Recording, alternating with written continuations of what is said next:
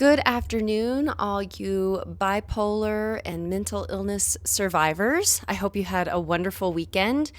We did. We were going to shoot last night, but it was our anniversary, our 14-year anniversary, and we went to our favorite restaurant. It's a hibachi Japanese restaurant. It's been around forever. My parents used to take us when we were kids. So my husband and I go there like once a year, and we splurge, and we got our picture. I put it on the wall. Picture taken, and we had like a pineapple citrus dessert thing, and we were already so full, but we went ahead and did it anyway. So then when we got home, we're like, nah, let's not shoot tonight. It's a special day. So looking ahead at the forecast, doesn't look great. We did run the observatory. We tried to shoot, what is it? Today's Monday. So Saturday night. And for some reason, the dome wasn't syncing with the mount on the telescope, so it wasn't following the target. So anyway, James was troubleshooting, and I think we got it sorted out. So that's good, get some troubleshooting out of the way, and then hopefully we'll be just like ready to go and not have to worry about running into some unforeseen problems if we kind of already know what we're dealing with. So anyway, I don't want to have a long intro here. I don't want to take up too much time, but I thought that I would go ahead and start reading part 3 of I renamed it in YouTube to Committed Against My Will, and then my book's name is called The Prisoner. And there's probably a better name for it at somewhere down the line. I'm sure I could come up with a better name for it, but it's just going to be what it is for now. I feel like I might be able to get through the majority of today with less tears because the hardest part of the story, I feel, has ended. Like those first few days of being ignored in a psych hospital and not being able to get anybody's attention, negotiating with a security guard just to have some basic needs met and some care shown and given to me. That's all hard stuff. That joke suicide letter note I wrote, that was like, just to get somebody to talk to me. And, and the way that I ended part 2 is, I was faking my way. I learned that I had to play by their rules just to fake my way, to pretend to be whoever, to get out of this place, even if it wasn't being genuinely me. Sorry, my cat's moving the table. So, and that's how I feel like I had to get out. But, I do feel like the hardest part of the story is over. I know that I was I was going about it a weird way to try to get out, writing that note and, talking the way I was talking. And then things started changing when I got moved over to that women's division. And I feel like this is where I kind of got control over some things. And I want to preface this video, first of all, by saying, I don't believe, I know when I went into the psych hospital, I was manic. I was out of my mind. But I don't believe that the medication did as much for me as getting sleep at that point. I really feel like the medication, and maybe it did some things, I don't know. But I was so over-medicated that I still feel like I just wasn't able to think straight, even if I wasn't in that situation, because there was too much medication going on. But I do feel like I was finally able at some point to get some sleep based on the medications I was taking. And I do think that sleep helped me more than anything to be able to kind of think more clearly and say, okay, I'm getting out of here, and I'm getting out of here in a logical, sensible way. So where we left off was the end of day 4. The last quote that I read was going to be the first one to start off day 5. So I'm going to continue to do the anonymous because I don't have them all written. If I know it's a quote that I made up, I'll be sure and tell you that it was me. But otherwise, I'm just going to say anonymous. Some of these quotes have people's names on them, so I'll go ahead and say that too if it's there. But we're just going to try to get through a little bit more of this. And hopefully, the emotions won't be quite so intense this time around. All right. Quote, anonymous. You don't have to control your thoughts. You just have to stop letting them control you.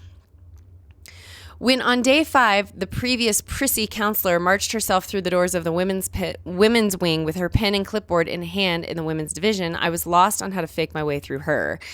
She actually held far too much power over the decision making of our treatments. I tolerated it softly for about 24 hours, and on day 6 of this anguish, I finally demanded to speak to my psychiatrist. This was an appeal I had made a dozen times while I was there, at both divisions, to no avail. I air quote her title as a psychiatrist because the level of psychiatric care and treatment this woman provided me was anything but professional. I still believe this point wholeheartedly to this day. I'll take that one to my grave. I do remember her. So what I think that I'm recalling here, because I don't remember it, like when I wrote this, but the like 25-year-old counselor from the first place that I had, the one that was just she was just such a brat. Like she seemed entitled and better than everybody. And like, I really felt like she was only being trained within the walls of this place, which I didn't consider a hospital, because she had no clue how to deal with people who had severe mental issues. None. And that was the one that I said I didn't need to be sane to know that about her. So she came over to the women's facility. I don't remember this other than reading it here. And having to put up with her put me over the edge. And then that's when I demanded to speak to my psychiatrist. That was the older, like middle-aged, blonde, curly-haired woman that carried around a lot of like folders and stuff. But I've never ever talked to her. Like, I just knew that she was my psychiatrist. Somebody said, "That's your psychiatrist." I looked at her. I saw who she was. And then I never saw her. She never saw anybody. So it was really weird. So this is when I demanded to talk to her. So I finally managed to get an appointment with this lady, which meant she showed up an hour and a half late. I remember that, while I watched TV with my anxieties at full speed. If this was her way of testing me, it wasn't received well. When she finally arrived, we adjourned to a small room next to the division's front desk. I was finally able to talk to her one-on-one. I waited for her to start the conversation. She fumbled with her folders for a few minutes, penned some notes, and then finally addressed me asking, "Are you having a bad day?" I snapped at her as soon as the question left her mouth. "You better believe I am. I'm enraged. I'm in a place where you won't let me leave. I can't be with my family. I can't even..." Wait a minute. This doesn't make sense. I think it meant to say, I can't be with my family. I can't even shave my legs. I can't take a warm shower. And to top it off, I can't even get an appointment to talk with you about any of it. Let me ask you a question. If you went home after a bad day of work and knocked over your favorite flower vase on the floor, shattering it, wouldn't you be upset? Of course. Would your bad day warrant you being locked up for it? What is the difference? What is the goal here for me? The look on her face was dumbfounded and, might I add, picture perfect. She shut up very quickly, not another word or inquiry my way. I took her response as though she viewed my logical lashing out towards her as sane behavior. With that, she finally signed my paperwork, and 24 short hours later, I was out. Can you imagine if I hadn't done that? Like, if I hadn't demanded to speak with her? I have no idea how long I would have been there. Like, there were women there that seemed completely content just staying there for a month. And maybe for them, in their case, that's fine. But it wasn't for me. Like, I could not wait to get out of this place. This was hell on earth for me. I was done. So, it's just, sorry, I raised my voice, but I'm passionate about this because this was just not the way to handle these people. And nobody was getting, like, personal care where everybody was generalized. It's like, well, you're here, then you have to do all of this stuff. It's not like, well, you're here for this. Let's talk about this. Let's try to work through this. Or she's here for that. I'm going to go talk to her about what she's here for, and you and I will come back to us later. Like, there was no specific, there's a word for it. I can't think of it. There was no like targeted therapy, like I should have been the target. We should have been talking about me and bipolar disorder. And even if I was in denial about it, talk about how I was feeling and who I am, the things that I enjoy. There was zero care. And that's why when I was at that first division over there, I negotiated with that security guard because nobody would say to me, I will. Nobody will say, sure, yes, I'll listen. Nobody. This is a psychiatric hospital. If we're not going to talk, then what are we there for? So anyway, Yeah, see, now the tears are gone and the rage is coming through a little bit, but that's okay. So she finally signed my paperwork, and 24 short hours later, I was out. I don't know the exact moment I was diagnosed bipolar 1 while I was restrained there, but that diagnosis would follow me right out the doors upon my departure. Excuse me. I entered this facility in the early morning hours of April 1st, not 2nd, on a 72-hour hold and was released in the afternoon of April 9th, 168 hours later. This was not the way to help someone in serious need, period. Anonymous. You're going through a season where you're about to experience breakthrough after breakthrough because what you went through didn't break you. Anonymous.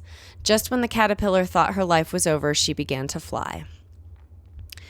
After leaving this disaster, I stayed with my parents for a few days and then went home. I tried to stay on all the meds at the request of the hospital and my family, but after I could no longer stand upright and had to crawl from my living room to my fridge in the kitchen, I approached my mom and husband and said, I'm not doing this anymore. I'm not taking any of these pills for one more day. I remember crawling to the fridge from the couch at the townhome. That's where I was at the time. Good, it was a small home because it wasn't that far of a crawl, but I remember I was so drugged. I had another less dramatic manic episode shortly after this decision to stop my meds, for which my mother had to rush me to my general practitioner as I refused to enter another hospital. I don't know if I say it later on in my story, but I've said it multiple times to multiple people since that happened, that I will never go to the hospital for my mental health again. And as sad as that is, that's the world that we live in, it's the truth. I'm not entering a hospital for my mental health ever again. I'm not doing it. There was no way I was entering another hospital to help me for this. I would have rather died. I still feel that way. My doctor worded it perfectly when he said I resembled the appearance of a caged lion. I was pacing, pressured speaking, mind racing once again. This time I was furious with all I had been through. He was aware of my recent diagnosis and where I stood on the issue of pharmaceuticals. So as a temporary fix, he helped wean me from the toxic cocktail and offered me an as-needed low-dose anti-anxiety. I carefully agreed to this method with a mutual understanding that this was on a temporary basis only. My insistence on getting off the meds entirely was validated when I began having stomach issues and was referred to a gastroenterologist for answers.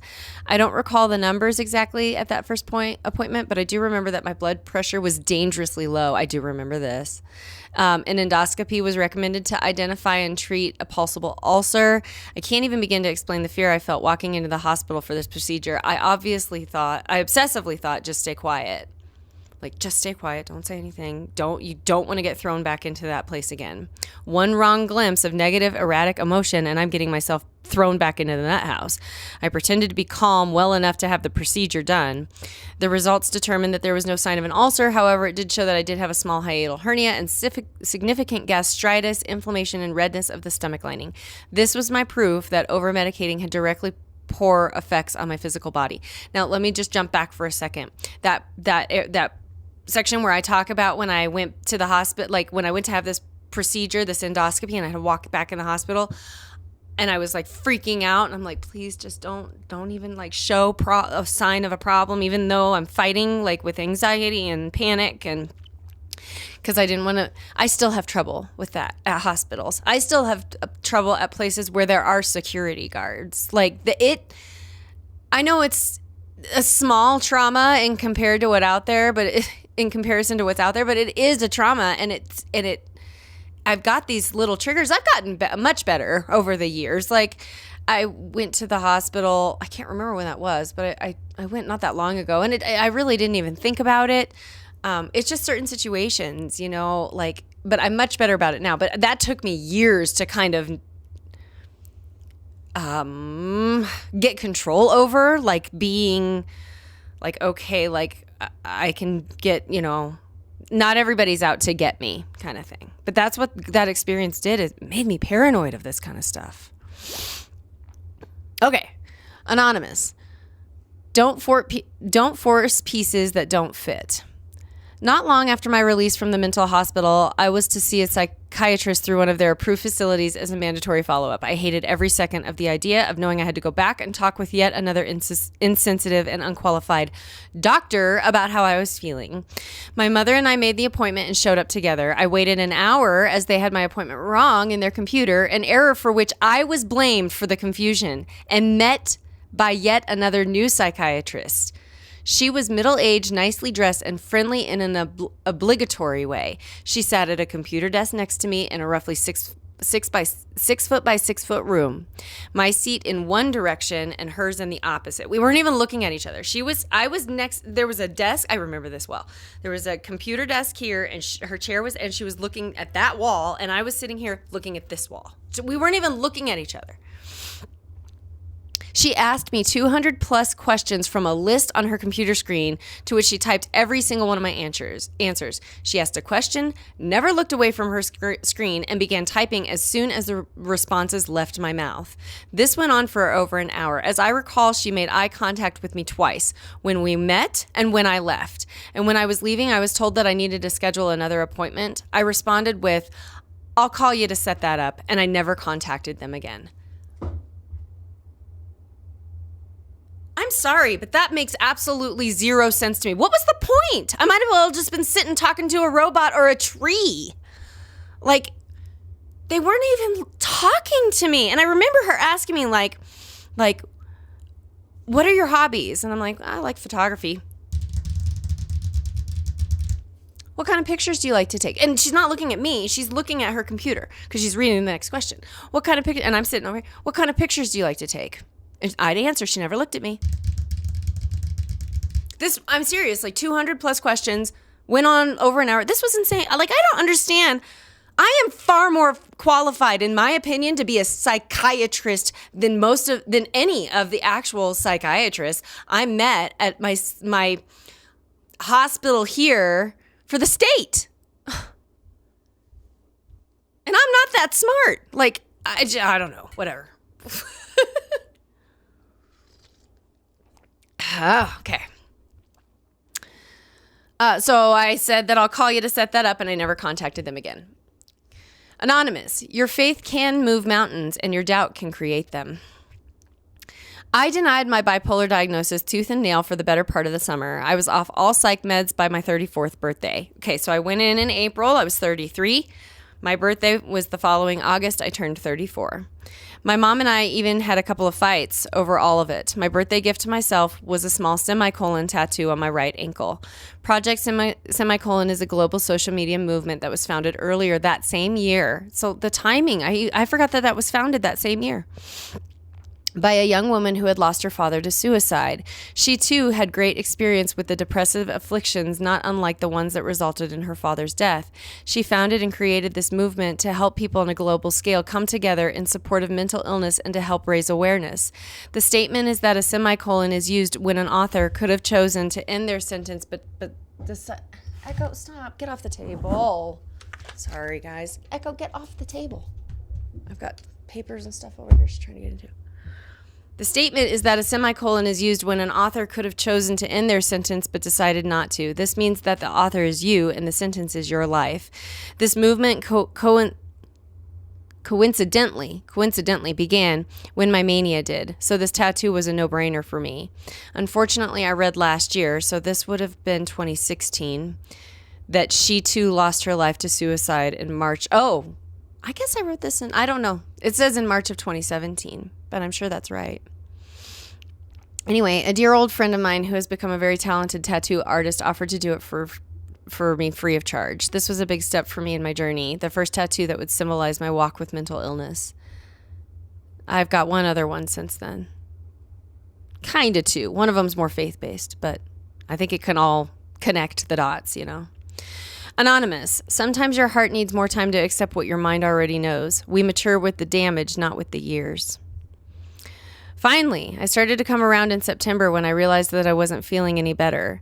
At the same token, I wasn't necessarily feeling worse, but the not feeling better part finally struck a sensitive nerve with me. Around this time, I had been doing some research online about what I had experienced with my mind leading up to my 168-hour hold, more specifically with regards to the symptoms of mania that pointed to my bipolar diagnosis in the first place. I learned that bipolar 1 and 2 are both truly unique mental illnesses in that they are the only ones in the book that are accompanied by mania. And mania, I've learned, is I'd have to look it up again, but I'm pretty sure mania is only associated with bipolar type 1, but hypomania are associated with both. So they're both very unique diagnoses in the way that mania affects them both differently, but still together. Mania.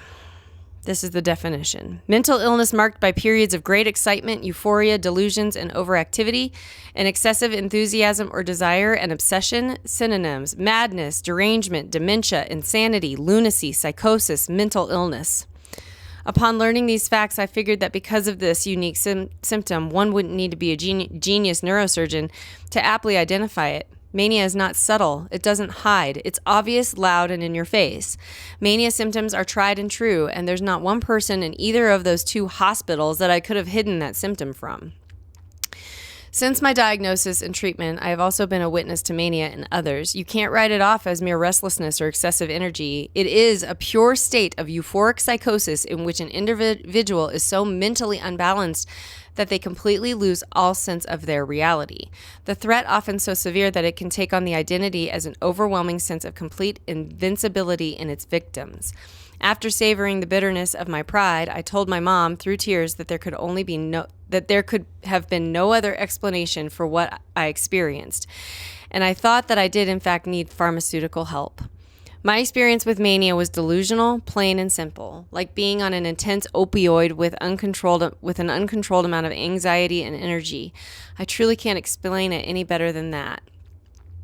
This admittance came with the insistence that I would not pursue the avenue if that meant going back on 4 to 6 different medications again all at once. I went and talked with my practitioner again, and he prescribed me a low single-dose bipolar medication. I was to take 2 a day, 1 in the morning and 1 at night. I talked about this in one of my first videos here, so this may be repetitive to some. For someone who already fights through insomnia, this was no easy feat. After 2 weeks of fighting incredibly difficult fatigue, I still needed a better answer. I'd wake up, take a pill, hop in the shower, and then fall back asleep in a towel for 3 or more hours. By the time I finally started to recover from the first dose, it was time to take the second, and back to bed I'd go. This is exactly why my refusal to over-medicate persisted. I went back to my doctor and asked him for help yet again, for which he agreed to allow me to cut this dosage in half. I have since continued on this regimen religiously every day for 3 years. No, it's not a perfect solution, but it has definitely been a functional one. As relentlessly against pharmaceutical assistance as I was, I can now say with confidence that with the right dosage, my mind changed before my eyes. Yes, it did. And my medication, I didn't mention this when I talked about it before, but my medication is actually an antipsychotic. And I know that some doctors prescribe it for insomnia and other things, but I'm pretty sure at the end of the day, it's an antipsychotic. And I have no shame. I take an antipsychotic. And you know, when I was reading just now about like coming to terms with the fact that I had mania and that I couldn't really hide that symptom from everybody, whether it was the first hospital or the second or wherever I went, I'm very, very grateful for that now, because if it had been more of a subtle symptom, I might not have gotten the right diagnosis. The fact that it was so loud and in your face and on it was like the highest high you can imagine. Like it was so that I'm so grateful that it was that obvious, because I felt like even though these places that I went to were completely unqualified in many ways, they got my diagnosis right because I was so blunt about how my mania was just obvious. So I'm very grateful for that. And I do think that the first steps I know it sounds like a cliche, but I do think the first step to rehabilitation, whatever you're going through, is acceptance. All right. Anonymous Perseverance, secret of all triumphs. Victor Hugo. Eunoia. I looked up the word eunoia, I guess. It's a noun, and it means beautiful thinking, a well mind. It's a beautiful word. Over these last 3 years, I researched all I could about my diagnosis, psychological articles, case studies, and personal testimonies, to name a few. There was a time when all I did on the internet was research bipolar disorder. I needed answers. This effort was ultimately to better educate myself, to gain an understanding of the intensity of my disorder, as well as to better comprehend the chemistry of my own mind, emotions, and ways of thinking. I can honestly say that I've never felt more mentally and physically well as I do now. And I know, because I wrote this, if this was 3 or whatever, it said it was, so was it 2018 that it might have been 2018. So if it was six years ago, and I said there, I've never felt more mentally and physically well as I do now, I got a memo for you, girl. Give it a few more years and you'll look back and realize that you get even better as you go.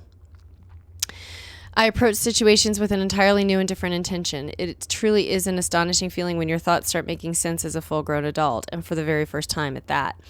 As medical sciences have greatly assisted in the advancement of modern-day medicine, especially in America, there still exists no one-pillar combination thereof that can merely erase the presence of mental illness from the mind.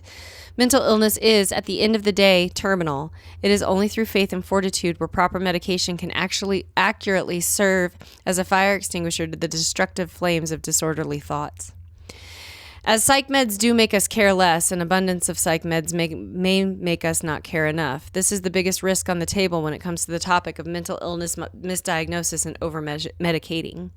As dangerous as not medicating is, poorly medicating can lead to behaviors that magnify mental illness rather than stifle it, and many sufferers have lost their lives to suicide as a result of this failure as well. My personal level of caring less with the aid of my medication is far from an unhealthy one. It's not that I don't care. I no longer worry about the things I cannot change, and I take stress in stride much better these days. There's over-medicated, wrongly medicated, and then there's rightly medicated. I am fortunate to have found the latter.